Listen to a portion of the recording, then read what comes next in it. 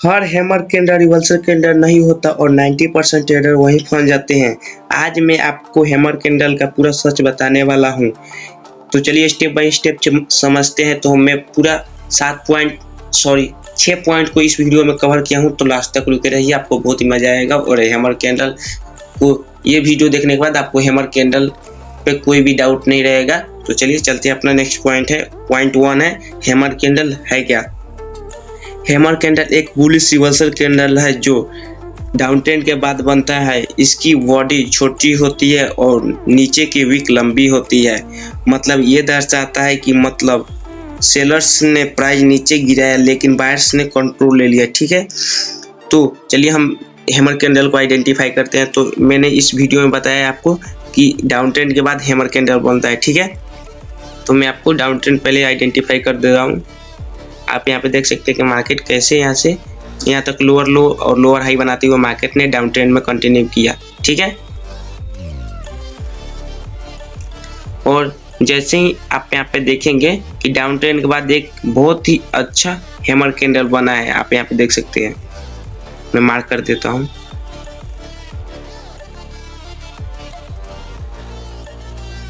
आप यहाँ पे देख सकते हैं कि हैमर कैंडल बना है और इसके बाद प्राइस जो है रॉकेट की तरह हायर हाई और हायर लो बनाते हुए मार्केट ने अप ट्रेंड में कंटिन्यू किया।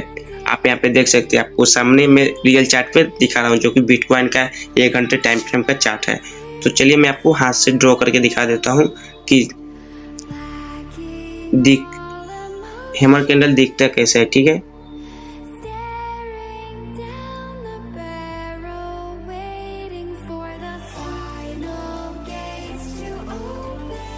मैं हैमर कैंडल बना दे रहा हूँ, 1 सेकेंड जस्ट।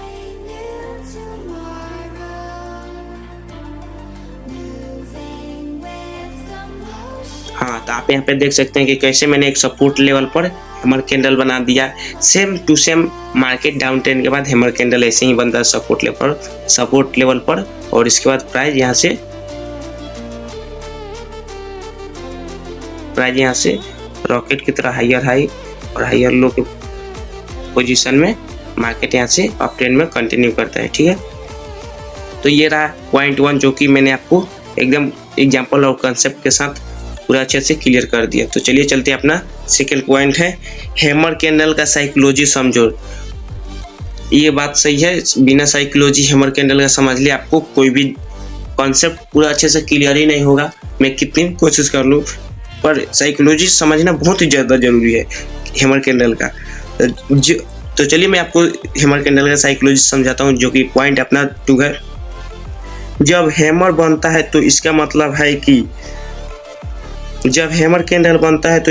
है कि बायर्स मार्केट में एंट्री ले रहे हैं। लेकिन याद रखो, हर हैमर कैंडल रिवर्सल कैंडल नहीं होता।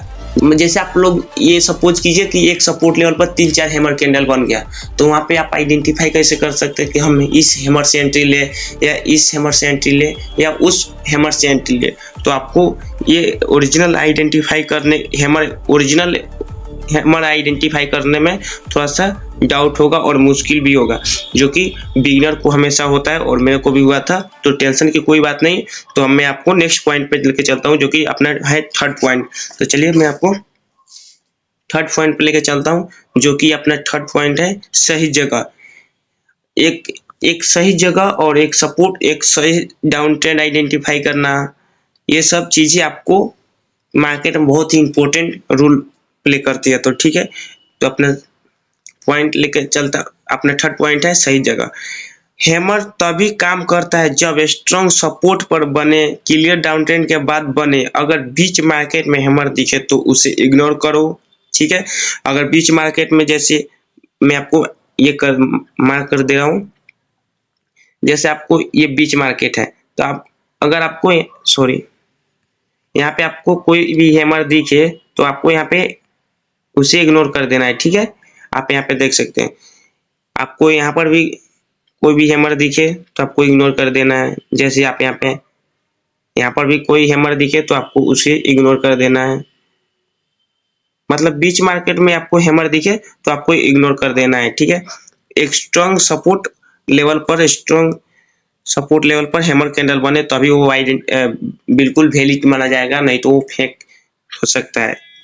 तो आपका सवाल है कि क्लियर सपोर्ट लेवल कैसे हम आइडेंटिफाई करें, क्लियर डाउन ट्रेंड के बाद क्लियर डाउन ट्रेंड कैसे आइडेंटिफाई करें, और एक बहुत ही स्ट्रॉन्ग हम हैमर कैंडल कैसे आइडेंटिफाई करें। ठीक है, तो सबसे पहले आप नोट कर लीजिए प्लीज, ये बहुत ही सीक्रेट है। स्ट्रॉन्ग सपोर्ट लेवल आइडेंटिफाई करने के लिए सबसे पहले आपको 4 घंटे टाइम फ्रेम सेलेक्ट करना है। ठीक है, और 4 घंटे टाइम फ्रेम सेलेक्ट करने के बाद आपको एक अच्छा सा सपोर्ट लेवल आइडेंटिफाई करके उसे मार्क करना है। ठीक है, तो मेरे को यहाँ पे एक स्ट्रॉन्ग ही सपोर्ट लेवल दिख रहा है, तो मैं इसे मार्क कर लेता हूँ।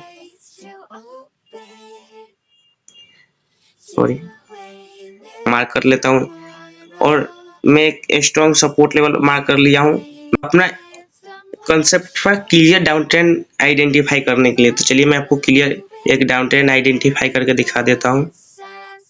जैसे आप यहाँ पे मान चल सकते हैं कि मार्केट लोअर लो, लोअर हाई, लोअर लो, लोअर हाई के पोजीशन में मार्केट यहाँ पे डाउन ट्रेंड में है। उससे भी आपको उम्मीद नहीं है तो ये लीजिए, मैं आपको इससे दिखा दे रहा हूँ कि मार्केट यहाँ पे डाउन ट्रेंड में है। ठीक है, और मैं थोड़ा सा चार्ट क्लीन कर देता हूँ ताकि हैमर कैंडल को हम आइडेंटिफाई कर दे। ठीक है, तो इतना वो तो आपको समझ में आ गया कि पहले 4 घंटे टाइम फ्रेम पर हम डाउन ट्रेंड आइडेंटिफाई करेंगे, फिर एक स्ट्रॉन्ग सपोर्ट लेवल आइडेंटिफाई करेंगे, और अपना थर्ड पॉइंट में आता है क्लियर हैमर स्ट्रॉन्ग एक हैमर आइडेंटिफाई करें। तो चलिए मैंने एक सपोर्ट लेवल पर क्लियर हैमर कैंडल आइडेंटिफाई कर रहा हूँ। ठीक है, तो ये आप देख सकते हैं कि कैसे मैंने हैमर कैंडल को आइडेंटिफाई कर दिया, और इसके बाद प्राइस आप यहाँ पे देख सकते हैं। मेरे कहने का मतलब ही नहीं बनता कैसे प्राइस ने यहाँ पे अप ट्रेंड लगाया है, आप यहाँ पे देख सकते हैं, देख लिए होंगे कि प्राइस कैसे यहाँ से अप ट्रेंड लगाया है। ठीक है, तो ये रहा अपना थर्ड पॉइंट, जो कि एक 4 घंटे टाइम फ्रेम पर आपको क्लियर सपोर्ट लेवल आइडेंटिफाई करना है, क्लियर एक डाउन ट्रेंड आइडेंटिफाई करना है, उस सपोर्ट लेवल पर एक हैमर कैंडल आइडेंटिफाई करना है, और उस आइडेंटिफाई करने के बाद आप वहां पे एंट्री कर सकते हैं कोई कंफर्मेशन देख के, और वहां पे आपको प्रॉफिट होने के जो चांसेस हैं वो बढ़ सकते हैं। फेक हैमर तब बनता है जब रेजिस्टेंस के पास हो, बिना कंफर्मेशन एंट्री ली जाए। स्मार्ट मनी पहले ट्रैप करता है, फिर मार्केट उल्टा मूव करता है। तो आपको आइडेंटिफाई करना है, फेक हैमर से बचना है। तो जैसे आप यहाँ पे मार्क कर देता हूँ, फेक हैमर आप आइडेंटिफाई कर लोगे, मेरे को पता है। जैसे आपको ये है ये क्या है आप मेरे को बताइए। ये एक रेजिस्टेंस लेवल है, ठीक है, जो कि हम प्राइस के ऊपर मतलब ऊपर एक सपोर्ट लेवल मार के सॉरी एक लाइन ड्रॉ किया जिसे हम लोग रेजिस्टेंस बोलते हैं। अगर आप लोग प्राइस के ऊपर आइडेंटिफाई करेंगे सपोर्ट तो आपको गलत हो सकता है। आपको हमेशा यहाँ पे आइडेंटिफाई करना है, नीचे प्राइस के हमेशा नीचे आइडेंटिफाई करना है, ठीक है, याद रखिएगा। तो आपको ऊपर आइडेंटिफाई नहीं करके नीचे करना है। मैं इसका कलर रेड कर देता हूँ। तो रेजिस्टेंस के लेवल आप हैमर आइडेंटिफाई कर रहे हो तो आपको पक्का उम्मीद है कि आप जो कि आपको हैमर यहाँ पे दिख भी रहा है, लेकिन ये फेक हैमर है, ठीक है। आपको यहाँ पे इससे बचना है, मैं आपको बता दे रहा हूँ। रेजिस्टेंस के पास जो भी हैमर बचे आपको उससे बचना है। हालांकि ये सब सही भी होता है गलत भी होता है, लेकिन आप बिगिनर हो तो ये सब चीजों को आपको अवॉइड करना है शुरू में। आप खुद कॉन्फिडेंस खुद एक्सपीरियंस हो जाएगा आपके पास, तो आप खुद अच्छे हैमर आइडेंटिफाई करने लगेंगे, ठीक है। तो ये रहा कुछ फोर्थ रूल जो कि फेक हैमर कैंडल था, फेक हैमर कैंडल के बेस पर था, तो मैंने आपको समझा दिया। तो पॉइंट 5 है एंट्री स्ट्रेटजी। एंट्री कैसे ले, हैमर कैंडल के बेस पे एंट्री कैसे ले। हैमर कैंडल बनते ही एंट्री मत लो, नेक्स्ट कैंडल का वेट करो। अगर next candle bullish candle close दे तभी एंट्री लो, ठीक है। तो एक सपोर्ट लेवल मान लीजिए आप 4 घंटे टाइम फ्रेम पर एक स्ट्रॉन्ग सपोर्ट लेवल भी आइडेंटिफाई कर लिए, एक स्ट्रॉन्ग डाउन ट्रेंड भी क्लियर आपको आइडेंटिफाई हो गया, और एक हैमर कैंडल भी आइडेंटिफाई कर लिए। और नेक्स्ट कैंडल आपको जब हैमर कैंडल के ऊपर, चलिए मैं आपको दिखा भी देता हूं। जैसे मान लीजिए कि ये हैमर कैंडल है, ठीक है, मैं आपको मार्क कर लेता हूँ। जैसे आप यहाँ पे मान के चल सकते हैं कि ये हैमर कैंडल है, और हैमर कैंडल के नेक्स्ट कैंडल ये वाला, एक सेकेंड, हैमर कैंडल के नेक्स्ट ये वाला कैंडल, एक सेकेंड, ये वाला कैंडल जो ग्रीन कलर का है वो आपको हैमर कैंडल के ऊपर क्लोज होना चाहिए हमेशा, ठीक है। यहाँ पर हमेशा ऊपर क्लोज होना चाहिए और ग्रीन क्लोज होना चाहिए, तभी आप वहां पे एंट्री ले सकते हो और आपको जो आपके ट्रेड का जो एक्यूरेसी होगा वो 80 से 90% होगा सही होने का, ठीक है। तो ये रहा अपना 5वां रूल जो कि हैमर कैंडल के एंट्री के बेस पर था, जो कि मैंने आपको समझा दिया। हैमर कैंडल के बाद जो नेक्स्ट कैंडल बने वो ग्रीन होना चाहिए और बहुत ही अच्छा ग्रीन होना चाहिए, जैसे मानो बुजुर्ग आप मान के चल सकते हैं। अपना छठा पॉइंट है एसएल और टारगेट। ये बहुत बड़ा मैटर करता है एक ट्रेडिंग रूल में। अगर आप रिस्क मैनेजमेंट को फॉलो करते हैं तो आपको पता होगा एसएल और टारगेट के बारे में। तो स्टॉप लॉस मैं इसका थोड़ा सा एक एक्सप्लेन कर दूं आपके सामने। मैं आपको एक समरी के द्वारा आपके सामने एक्सप्लेन कर दूं।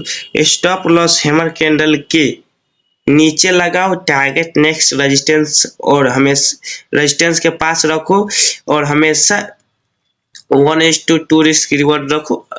हालांकि 1:3, 4, 5, 10 तक भी लोग रखते हैं, लेकिन आप बिगिनर हो तो आप 1:2, 3 कोशिश करो। ज्यादा लालच मत करो अभी पैसे कमाने के, क्योंकि अभी आपको कंसिस्टेंसी बनने का टाइम है, तो आप कंसिस्टेंसी बन जाएंगे, इसके बाद पैसा अपने आप आने लगेगा, ठीक है।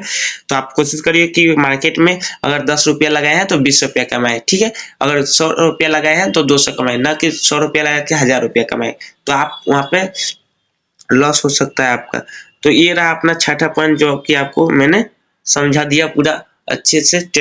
छठा पॉइंट आपको कंसेप्ट क्लियर हो गया होगा, तो अपने तरफ से पूरा मेहनत से आपको समझाया हूँ। तो प्लीज अगर आपको समझ में नहीं आ रहा है, किसी और के वीडियो से समझ में आ रहा है, तो प्लीज उसकी वीडियो देखो, और मेरे वीडियो से समझ में आ रहा है तो मेरे वीडियो देखो, क्योंकि मैं वीडियो अभी शुरुआत कर रहा हूँ, तो मेरी वीडियो ऐसी आ रही है। तो जो भी चीजें मैं बताता हूँ वो सच होती है, और मैं खुद की 1 साल की एक्सपीरियंस से चीजें बताता हूँ। तो मैं और भी वीडियो लंबा नहीं होने दे सकता, तो आपको बैक टेस्ट करना पड़ेगा इन सब चीजों को जो मैं बता रहा हूँ, और नोट बनाते चलना है। और ट्रेडिंग में थोड़ा सा पेशेंस का खेल है, तो आप पेशेंस दिखाइए, और आप एक सच में जब मैं बन सकता हूँ अदर लोग भी बन सकते हैं ट्रेडिंग में सक्सेसफुल, तो आप भी बन सकते हैं। तो अगर आप ट्रेडिंग में सच में पैसे कमाना चाहते हो तो सिर्फ पैटर्न है, साइकोलॉजी भी समझो, मतलब जो साइकोलॉजी जो अंदर की चीजें होती है, कैंडल कैसी काम करती है और कैंडल के बेस पे एंट्री कैसे ली जाती है, तो सब चीजें आपको समझना पड़ेगा, ठीक है। तो अगर ये वीडियो आपको थोड़ी सी भी हेल्पफुल लगे या आपको अच्छा लगे, प्लीज चैनल को लाइक एंड सब्सक्राइब कर लिया करो, ठीक है। तो मिलते हैं नेक्स्ट वीडियो में, तब तक रहते रहते।